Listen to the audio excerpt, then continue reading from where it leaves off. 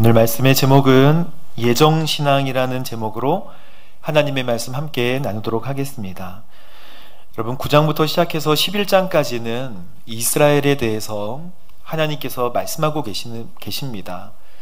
로마서 사실 1장부터 8장까지의 말씀은 우리도 죄인이고 너희들도 죄인이고 그래서 우리 모두 다 죄인이라는 것을 이야기하고요. 하지만 죄와 사망의 법에서 우리가 다 해결함을 얻고 구원함을 받았다라고 하시는 것이 하나님의 복음의 말씀입니다. 그 이유는 하나님께서 우리를 양자 삼으셨고 성령의 역사로 자녀를 삼으셨기 때문에 우리는 영적인 상속자가 되고요. 그런 것 같지 않지만 소망할 것이 없는 것 같고 이 세상에 하나님이 보이지 않는 것 같아도 성령께서는 그것을 말할 수 없는 탄식으로 옆에서 친히 간구하시고 기도해 주시면서 소망을 가지게 하신다고 하시는 말씀이 8장까지의 말씀이었습니다. 이것은 바울이 로마에서 앞으로 더 힘들게 복음을 전하면서 살아가게 될 로마에 있는 성도들을 위해서 쓴 이야기인데, 편지인데요. 로마에 있는 성도님들은 유대인도 있지만 이방인도 있고 그 이방인 중에는 헬라인도 있고 또 아프리카인도 있고 또 로마인도 있습니다. 유대인 말고 많은 성도들이 섞여 있는 거예요. 이 분들에게 글을 쓸 때 초대교회가 가지고 있었던 이슈 중에 가장 중요한 이슈 한 가지는 이방인도 하나님께서 구원하시는가 였었어요. 바울은 이방인의 사도라고 본인을 지칭하면서 이방인도 구원을 하신다, 하나님께서 이방인을 품으셨다, 그것을 이야기하기 위해서 지금 9장, 10장, 11장에는 이스라엘에 대해서 이야기를 합니다. 이스라엘의 백성들, 즉 유대인들의 가장 큰 실망스러운 점은 하나님께서 그토록 사랑해가지고 아들을 주셨는데 그 아들을 거부한 거예요. 그래서 그들에게는 행위로만 구원받는 것이 완벽한 구원이라고 생각하는 바로 이것이 잘못된 것이고, 하나님의 아들로 인해서 구원받는 이 믿음이 하나님께서 우리에게 주신 새로운 은혜고 새로운 구원의 방법이다라고 말씀해 주신 사건을 꼭 믿어야 된다고 오늘 말씀하고 있습니다. 여러분, 그래서 오늘 제목의 예정신앙, 신학적인 단어인데요. 예정하면 벌써 하나님께서 예정하셨으면 우리는 어떤 무대에 인형같이 뛰는 것이냐, 하나님께서 예정하셨다면 구원받지 못하는 사람들은 도대체 무엇냐, 이런 질문들이 막 쏟아져 나오기 시작합니다. 어떻게 해석을 해야 할까요? 성경에 분명하게 기록되어 있는 것은 하나님은 모든 사람을 구원하길 원하신다는 것입니다. 아멘. 하나님의 사랑이에요. 여기서 우리가 흔들리면 안 됩니다. 하나님은 모든 사람들을 구원하기를 원하시고 지금도 눈물 흘리며 찾고 계십니다. 그런데 우리의 자유로운 결정이 있을까요, 없을까요? 있습니다. 하나님을 선택할 수 있는 자유가 있다면 하나님을 버릴 자유도 있는 거예요. 우리는 하나님에게서 돌아서서 다른 방향으로 걸어갈 수 있습니다. 그러나 하나님을 바라보고 하나님께로 가죠. 우리는 인형같이 가는 것입니까? 그렇지 않아요. 우리의 자유로운 결정도 있지만 우연한 결과에 의해서 우리가 그 자유를 선택한 것이 아니다. 하나님의 택정하심과 하나님의 예정하심 안에 우리는 있다. 그래서 오늘 예정신앙을 쉽게 얘기하면 부르심에 감사하는 믿음이라고 얘기할 수 있겠습니다. 함께 따라해 볼까요? 부르심에 감사하는 믿음. 더 쉽게 하나님은 오늘 이 본문을 통해서 뭐를 말씀하고 계시는가? 나는 주의 자녀다, 이것입니다. 나는 주의 자녀다. 잘하셨어요. 바울은 지금 이스라엘에 대한 근심을 가지고 있어요. 왜 그럴까요? 4절 5절 말씀 함께 읽어보도록 하겠습니다. 시작. 내 동족은 이스라엘 사람입니다. 그들에게는 양자됨과 율법을 세우심과 예배와 약속들이 있고 조상도 그들의 것이요 그분은 만물 위에 계시고 영원토록 찬양 받으실 하나님이십니다. 아멘. 근심이 있는 이유, 자기 동족 유대인 때문에 근심한다는 거예요. 그런데 그들은 양자가 되고 또 하나님을 섬기는 영광과 율법과 예배 가운데 거하는, 한마디로 진짜 축복받은 사람들이에요. 유대인들은 인정합니다. 예수님도 이 혈통에서 나셨고 복받은 사람, 복받은 민족임을 절대 부인할 수 없어요. 하지만 선민 맞는데 하나님께서 특별하게 택하시고 약속과 구원 계시를 주신 이 민족이 무지하게 되어서 예수님을 거부했어요. 그래서 바울은 이렇게 얘기합니다. 안타까워요. 하지만 그 기회는 누구에게 왔냐면 이방인, 바로 우리에게 왔다고 얘기하고 있고, 이스라엘 사람이라고 다 이스라엘 사람이냐, 약속의 사람이라고 다 약속의 사람이냐, 그렇지 않다는 거예요. 여기에는 하나님의 뭐가 있냐면 주권이 있습니다. 하나님이 선택하신 사람이라야 약속의 사람이 된다. 저와 여러분은 하나님께서 선택하셨나요?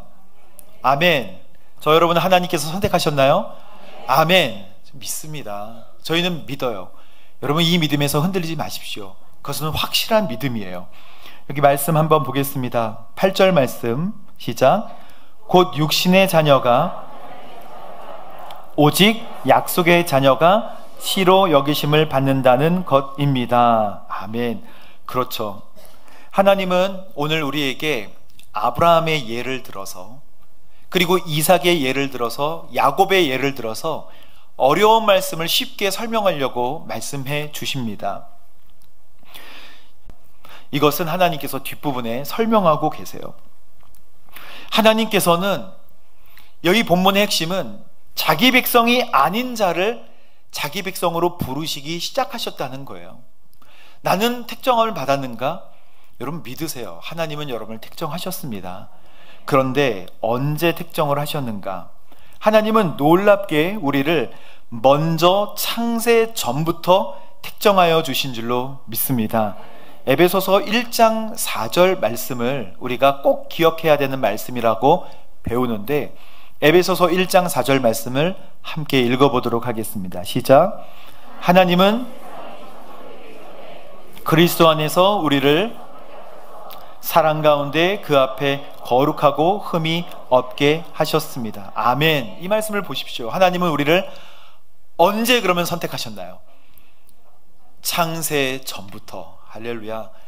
하나님은 우리를 알고 계세요. 하나님은 우리의 모든 것을 다 알고 계십니다. 근데 우리를 언제 택정하셨는가? 창세 전부터.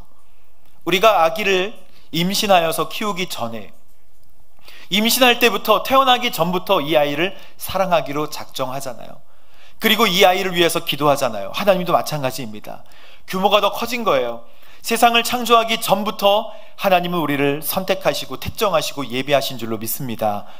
그래서 하나님은 복음을, 우리를 사랑 가운데 거룩하고 흠이 없게 하신 거예요. 하나님 우리를 선택하여 주세요. 그런데 오늘 이해되지 않는 말씀이 있습니다. 내가 야곱은 사랑하고 에서는 미워했다. 그러면 누구를 사랑하고 누구를 미워하는 것인가? 이것은 우선순위에 대한 이야기예요. 우선순위에서 밀린다는 것 뿐이지 하나님은 모든 사람을 구원하기를 원하십니다. 아브라함도 뭐가 잘해서 하나님께서 선택하신 사람이 아니에요. 아브라함은 그냥 부르심을 받았을 때 순종해서 하나님을 따라간 것밖에 없다고 성경에 말씀하고 계십니다. 히브리서 11장 8절에 믿음으로 아브라함은 부르심을 받았을 때 그냥 순종했다고 했어요. 그래서 장차 유업으로 받을 것으로 나아갔다. 이것이 아브라함의 믿음이었고, 아브라함은 특별히 뭘 잘하는 것은 없었어요. 하지만 선택해 주셨다. 이삭은 어떤가요? 이스마엘과 이삭, 도대체 누구를 선택해야 될까? 우리는 이스마엘을 선택하는 사람도 있고 이삭을 선택하는 사람들도 있을 것입니다. 훨씬 형이고 훨씬 좋아 보였을 수도 있어요. 하지만 하나님께서 이삭을 선택하신 것은 그냥 하나님의 주권적인 역사예요. 야곱은 어떻습니까? 뒤꿈치를 가지고 나왔지만 하나님은 태어나기 전부터 야곱을 통해서 내가 구원의 역사를 이룰 것이다.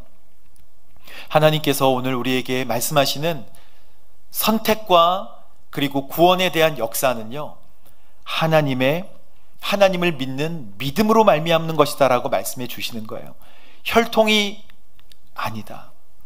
아브라함부터 나오는 혈통이 아니다. 바로 믿음으로 구원을 받는 것이다 라는 것을 오늘 우리에게 다시 한번 말씀해 주십니다. 이것을 로마서 4장 13절에 아주 자세하게 설명을 해 주셨습니다. 함께 읽어볼까요? 시작. 아브라함이나 그의 후손이 상속자가 되리라고 하신 약속은 율법으로 인해 된 것이 아니라 오직 아멘. 모든 이방인들이나 모든 사람들이 아브라함의 후손이 되려면 믿음으로 된다는 거예요. 그래서 4장 16절 말씀 함께 보겠습니다. 시작. 그러므로 약속은 이는 아브라함의 모든 후손 곧 율법을 따라 사는 사람뿐 아니라 아브라함 믿음을 따라 사는 사람들에게도 은혜로 이 약속을 보장해 주시기 위한 것입니다. 아브라함은 모두의 조상입니다. 아멘. 여러분, 이 믿음에서 흔들리지 마십시오. 여러분은 아브라함의 자손이고 예수 그리스도의 구원의 대상인 줄로 믿습니다. 아들이고 자녀고 양자 삼으셨어요. 그래서 여러분에게는 반드시 상속자가 되어서 하나님 나라를 유업으로 받게 될 줄로 믿습니다. 그거예요. 바로 이것입니다.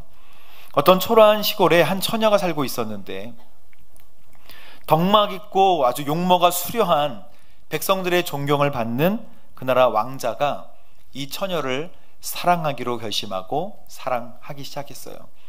아버지에게도 물어봅니다. 그래서 의논해서 이 처녀를 아내로 맞이하게 결심을 한 거예요.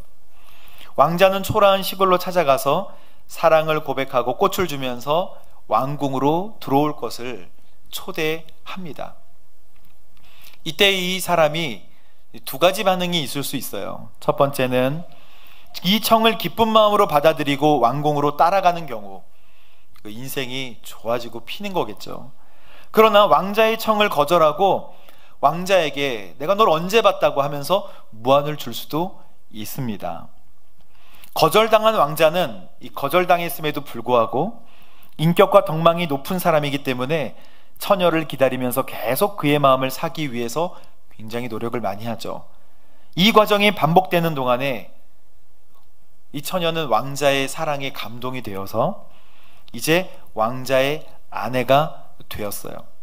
그러면 이 처녀가 왕자비가 된 것은 뭐 때문일까요? 이 처녀가 어느 날 결정을 잘했기 때문에 왕비가 된 것인가요? 내가 결정을 잘했기 때문에 왕비가 되었다, 왕자비가 되었다 라고 이야기할 수 있나요? 그렇지 않습니다. 이 처녀에 대한 왕자의 사랑과 왕궁에서 행했던 작정 때문에 이 여인이 왕자비가 된 것이죠. 하나님의 사랑도 이것입니다. 우리는 모르지만 우리가 있기도 전에, 세상에 있기도 전에 하나님께서는 창세전부터 우리를 택정하셔서 우리를 구원하시기로 약속하시고 결심하시고 그 계획을 실행하시는 거예요. 할렐루야. 이게 바로 하나님의 사랑입니다. 그러나 우리는 착각해요. 18절 말씀을 먼저 볼까요? 착각합니다. 하나님은 원하시는 사람을 긍휼히 여기시고 원하시지 않는 사람을 완악하게 하십니다. 그러면 하나님은 악한 하나님이네요, 불의한 하나님이네요 라고 대번에 착각하고, 왜 많은 사람들을 평등하게 대하지 않습니까? 라고 이야기를 합니다. 여러분은 완악함을 하나님께서 제어해 주시지 않으면 우리는 완악하게 되었다고 표현을 하는 거예요. 하나님이 이 세상을 붙들고 계시지 않으면 우리 세상은 벌써 망하고 벌써 존재하지 않았을 거예요. 우리는 진노의 자녀, 본질상 진노의 자녀라고 하나님께서 우리의 본질을 정의를 하고 계십니다. 그래서 한순간에 우리를 다 무너뜨리고 다 날리셔도 하나님의 선하심과 인자하심에는 영향이 있을까요? 없을까요? 없으십니다. 우리가 이 땅에서 한 번에, 지금 이태원에서 나온 그런 참혹한 현상같이 우리 이 땅에 있는 사람이 모두 다 없어진다고 해도 하나님에게 선하심과 인자하심에는 전혀 영향이 없다는 거예요. 그만큼 우리 사람은 죄인이고 하나님 앞에 구원받을 수 없는 존재라는 것을 성경은 우리에게 분명하게 말씀하고 계시는 것입니다. 그래서 우리를 구원하신다는 이 구원의 역사는 마치 마태복음에 나온 포도원 품꾼, 언제 일할 데가 없고 내가 갈 곳이 없는데 불러주셔서 감사하게 일하는 것에 대한 감사를 알아라 라고 하신 하나님의 말씀의 비유, 바로 그런 것입니다. 우리 하나님께서 오늘 우리에게 이렇게 말씀하십니다. 14절 15절 말씀 함께 보겠습니다. 시작. 그렇다면 우리가 무슨 말을 하겠습니까? 하나님이 불의하십니까? 결코 그럴 수 없습니다. 하나님께서는 모세에게 말씀하시기를 긍휼히 여길 자를 긍휼히 여기고 불쌍히 여길 자를 불쌍히 여길 것이다 라고 하셨습니다. 지금 이 말씀은요, 하나님께서 내가 긍휼히 여길 사람을 긍휼히 여길 거고 불쌍히 여길 사람을 불쌍히 여길 거야. 우리는 이 말씀 가지고는 이게 무슨 말씀인지 이해하기 어렵습니다. 여러분, 출애굽기 32장부터 시작해서 쭉 읽어보면 모세가 시내산에서 하나님의 계명을 받는 장면이 나옵니다. 하나님께서는 이 백성을 사랑하셔서 구원하시려고 출애굽하셨고 이제 하나님의 율례와 법도에 따라서 살아갈 수 있도록 계명을 주시는 순간에 밑에서는 아론을 동조해서 금송아지를 만드는 일들이 벌어져요. 안 오신다. 우리에게는 하나님이 필요하다. 귀걸이와 장신구들을 다 모아다가 녹여서 금송아지 만듭시다. 아론에게 만들라고. 그래서 다 모아서 금송아지를 만들어서 그걸 섬기고 있는 거예요. 하나님은 지금 밑에서 어떤 일이 일어나는지 가서 봐라. 노하셨어요. 그래서 모세가 와서 이 돌판을 깨버리지 않습니까? 그리고 그 사람들을 없애고 처단하는데 하나님은 이 백성들에 대해서 너무너무나 실망을 하십니다. 그래서 하나님의 그 실망이 나는 이 백성과 함께 갈 수 없다라고 이야기를 하세요. 내가 이끌었지만 나는 이 백성과 함께 할 수 없다. 그래서 하나님께서 모세에게 이렇게 말씀하세요. 출애굽기 33장 1절에 보면 하나님의 말투가 바뀌어요. 너와 내게 이집트 땅에서 이끌어낸 이 백성들은 내가 이끌어낸 게 아니라 너와 너의 백성들이 스스로 이끌어낸 이 이스라엘 백성들은 이라고 표현하시고 하나님은 거리감을 두십니다.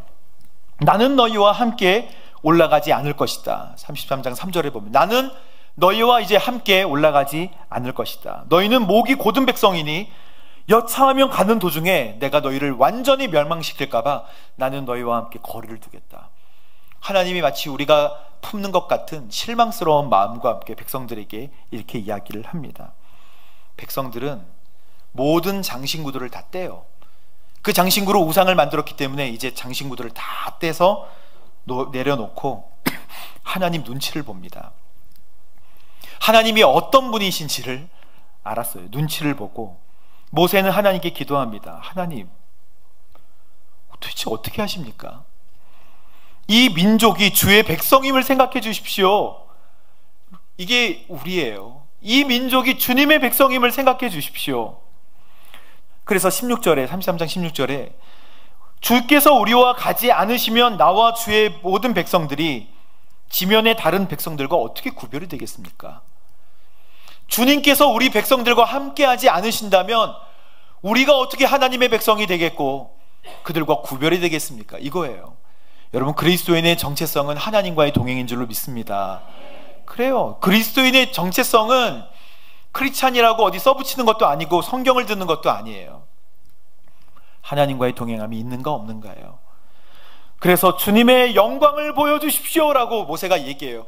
주의 영광을 보여주십시오. 그것은 주의 임재하심이에요. 하나님의 영의 임재하심, 우리와 함께하심. 그래서 하나님께 그렇게 기도하니까 임재하심을 보여주십시오. 영광을 보여주십시오. 하나님 말씀하십니다. 내가 내 모든 선함을 너희 앞에 지나가게 할 거야. 그래, 알았어. 내 모든 선함을 너희 백성들 앞에 지나가게 할게. 그리고 말씀하신 말씀이 이거예요. 내가 불쌍히 여길 자를 불쌍히 여기고 긍휼히 여길 자를 긍휼히 여길 것이다. 이게 바로 하나님의 마음이에요. 내가 너희들을 동행하지 않고 다 쓸어버려도 괜찮지만, 나의 의로움에는 상관이 없지만 내가 다시 너희 앞에 서서 내 의로움을 보이고 너희와 함께 동행하도록 노력할게. 하나님이 우리를 안 사랑하십니까? 하나님은 우리를 사랑하셔서 불쌍히 여겨주시는 줄로 믿습니다. 바로 이거예요. 그래서 창세전에 주님께서 우리를 택정하시고 지금까지 신실하게 인도해 주시는 것이죠. 여러분, 이것은 인간적인 사랑에서도 나와요. 인간적인 사랑, 우리가 하나님의 성품과 하나님의 형상을 그대로 닮았기 때문에 우리의 형상 가운데도 이 예정하심이 희끗희끗 보입니다. 우리가 잘 아는 사랑의 원자탄이라고 하는 손양원 목사님 있잖아요. 손양원 목사님 1948년에 여수 순천 그 사건, 순천 사범학교를 다니는 그 아들이 이제 동인이와 동신인데, 여러분 이때 기독 학생 회장을 하고 또 노래를 잘 불러서 성악으로 미국 유학을 준비하고 있었던 아주 귀한 아들이에요. 아버지가 감옥에 갔을 때는 열심히 일해서 23원, 이 통나무 만드는 이 통나무 이 뭐죠? 이 바가지 바켓스가 아니라 죄송합니다. 이 통나무 통을 만드는 이 공장에 한 달 내내 일해서 23원, 20원은 또 아버지 가정을 위해서 쓰고 3원은 자기가 쓰고, 얼마나 귀한 아들입니까? 근데 이 귀한 아들이 총살을 당합니다.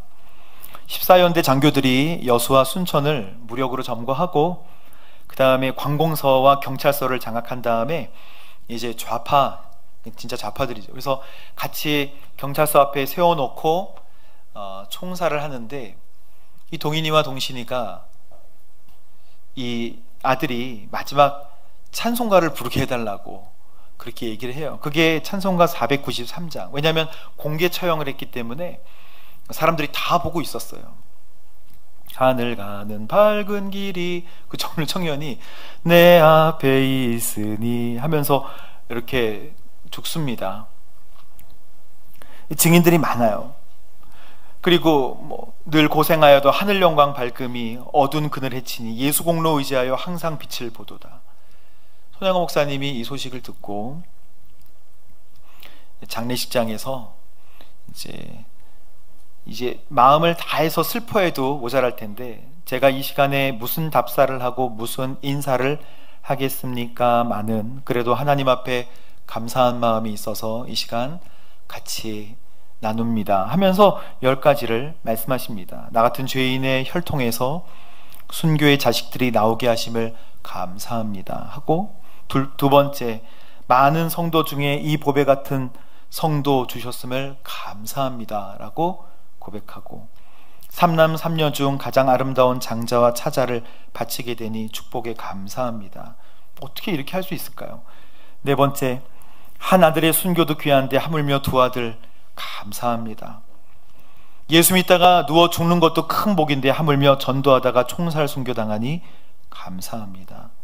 미국 유학 준비 중이었던 내 아들 미국보다 더 좋은 천국 갔으니 내 마음이 안심되어서 감사합니다. 아들 총살한 원수 회개하여 아들 삼고자 하는 마음 주심을 감사합니다. 그때 총살했던 안재선이라는 총을 들었던 사람이 나중에 이 반란이 잠잠해지고 다시 이 주도했던 사람들이 총살을 당하게 되는데, 손양원 목사님이 그 안재선이라는 사람을 부득불 이렇게 막 잡아서 구원해달라고, 용서해달라고 합니다. 그래서 겨우 풀려나서 이 사람이 살았는데, 손양원 목사님은 이 사람을 아들 삼아야겠다고 생각을 해요. 사랑스러워서 아들을 삼는다는 게 아니에요. 사랑스러워서 어떻게 사랑스러울 수 있겠습니까? 좋아서 아들을 삼는 것도 아니에요. 하나님 뜻이 계셔서 이렇게 기도합니다. 제 두 아들을 불러가신 것을 믿고 감사합니다. 하지만 제 두 아들을 죽인 사람 그 생명을 보존해 주십시오. 제가 전도하겠습니다. 그가 그대로 지옥 가서 안 됩니다. 하나님 저에게 그를 사랑할 수 있는 마음을 주십시오. 이게 바로 작정이에요. 사랑하기로 작정한 거. 예수 그리스도도 우리에게 오셔서 우리를 사랑하셨지만 우리는 죽였어요. 하나님의 사랑과 작정은 끝이 없어요. 그래서 우리를 반드시 구원하시고 구원의 길을 활짝 열어주셨습니다. 그래서 이 안재선을 사랑하기로 하고 이름을 손재선으로 바꿔서, 이 손재선이라는 사람은 1979년에 11월 달에 이제 갑상선 암으로 소천하게 되는데, 내가 총살했던 그 두 형제를 만나러 간다고, 사죄하겠다고 그러면서 숨을 거두게 되는 것이죠. 그 아들, 손재선의 아들은 또 목사님이 돼서 강원도에서 목회를 하고 계십니다. 여러분, 저는 예정에 대해서 하나님께서 우리에게 가르쳐 주셨다고 생각합니다. 사랑하기로 작정했고, 그래서 사랑을 실천했고, 그게 사랑스러워서 한 게 아니라 사랑을 작정하고 결심해서 하나님은 그 약속과 그 말에 대해서 번복하심이 없고 불변하시니까 하나님 우리를 끝까지 구원하여 주실 줄로 믿습니다. 그게 바로 성도의 견인이에요. 하나님은 흔들리지 않으신다. 그래서 우리를 끝까지 구원하신다. 여러분, 제가 손양원 목사님의 이제 고대가를 보고 눈물이 왈칵했어요. 손양원 목사님의 그 주님 고대가가 있는데, 이게 우리의 너무나 익숙한 음입니다. 낮에나 밤에나 눈물 머금고. 저도 여러 번 들었는데 다시 한번 하나님의 선택과 예정에 대해서 생각하면서 들으니까 너무 감동이 되더라고요. 이게 가사가 있으면 보여주시고, 이게 어떻게 부르냐면, 낮에나 밤에나 눈물 머금고 내 주님 오시기만 고대합니다. 가실 때 다시 오마 하신 예수님, 오 주여 언제나 오시렵니까? 고적하고 쓸쓸한 빈들판에서 희미한 등불만 밝히어 놓고 오실 줄만 고대하고 기다리오니, 오 주여 언제나 오시렵니까? 이렇게 해서 제일 마지막에, 천년을 하루같이 기다린 주님, 내 영혼 당하는 거 볼 수 없어서 이 시간도 기다리고 계신 내 주님, 오 주여 이 시간에 오시옵소서. 이렇게 하고 나중에 우리 북한 군에게 또 피난하지 않고 어떻게 내가 교회를 버릴 수 있겠습니까? 하면서 나중에 순교를 당하게 됩니다. 사랑하는 성도 여러분, 하나님께서 우리를 사랑하시고 또 구원하시고 끝까지 그 구원을 놓지 않으신다라고 하는 것이 바로 예정 믿음입니다. 부르심에 감사하는 믿음을 가진 저 여러분 되시기를 주님의 이름으로 축복합니다. 이스라엘 사람들 사랑했지만 우리 사랑하셨죠? 주님 감사합니다. 자유로운 결정, 그래서 주님을 끝까지 사랑하는 우리가 될 수 있도록 도와주옵소서. 우리 기도하겠습니다. 아버지 하나님 감사합니다. 하나님의 거룩한 성품, 죄인들을 의롭다고 말씀하신 그 은혜, 그리고 성화의 가정으로 하나님 성령님을 통해서 매 순간 잘 되라 잘 되라, 흔들리지 마라 붙들어 주시는 하나님의 은혜 감사합니다. 주님 오실 때까지 이 믿음은 변치 않도록 도와주시고 인생의 목표가 바뀌게 하시며 하나님을 고대하고 주님 다시 오실 것을 고대하는 거룩한 믿음, 하나님 거룩한 사명 감당할 수 있도록 인도하여 주옵소서. 예수님의 이름으로 기도합니다. 아멘.